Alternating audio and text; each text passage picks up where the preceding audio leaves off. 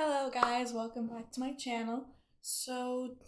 Today, I am going to be reading the chapters 2 and 3 of Sometimes I Just Stutter. But before we get to that, let's review what we learned in chapter 1. So in chapter 1, we read this passage, stuttering is no joke, and it talks about how stuttering can be hard for people who stutter, and and and how you help them and stuff. So that was chapter 1.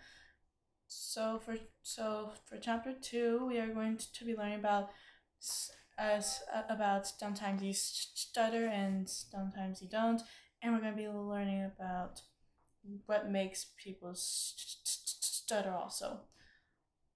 Also, I know they're really not like chapters, but I just like calling them chapters because they're they're like different topics for every passage. So yes, so let's get started on chapter 2. Sometimes you stutter and sometimes you don't. It's easy to see why people find it hard to understand stuttering. Sometimes you speak quite easily, and at other times, talking is difficult. When you play alone in your room and talk out loud, everything is fine. When you talk to a baby or a pet animal, you usually don't have any trouble. But when you sing, the words come out fluently. Some children don't stutter when they are angry. For others, being mad will make the stuttering worse. Perhaps it's easy to talk to your younger brother or sister, but you have difficulty talking to grown-ups. Some children stutter a lot at school and very little at home. Others are fairly fluent at school and stutter most at home. Many children stutter less or not at all during vacation, but many others talk more easily when they go to school every day and stutter more when on vacation. Children who are tired, out, or sick tend to stutter more, but there are also those who stutter less when they are tired or sick.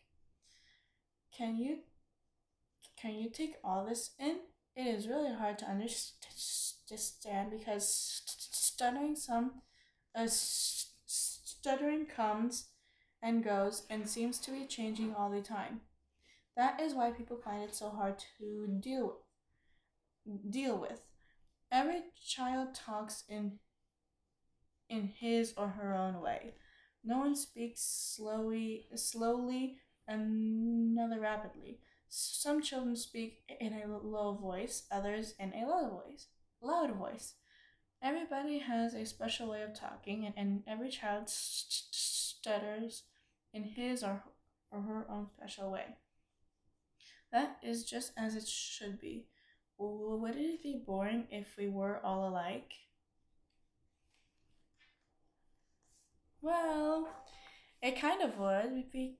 Well, it kind of would be boring if we were all alike, because if there are some different people, then it would then it would be better that way, because you can find something unique about others.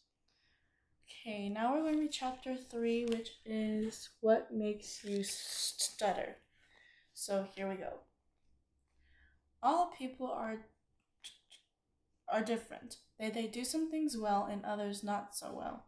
Some children can run very fast, others are not so fast. Some children are good at doing addition or at drawing pictures. Other children find that difficult. Let's take a drawing as an example. To draw well, the muscles on your arm or hand and your fingers must work together easily. When you have a hard time drawing a picture, getting all those muscles working together is difficult for you. It is kind of a weak point of yours. It is no big deal. You just need more time to make a good drawing. If you try to do it quickly, there is a bigger chance the picture will not come out well.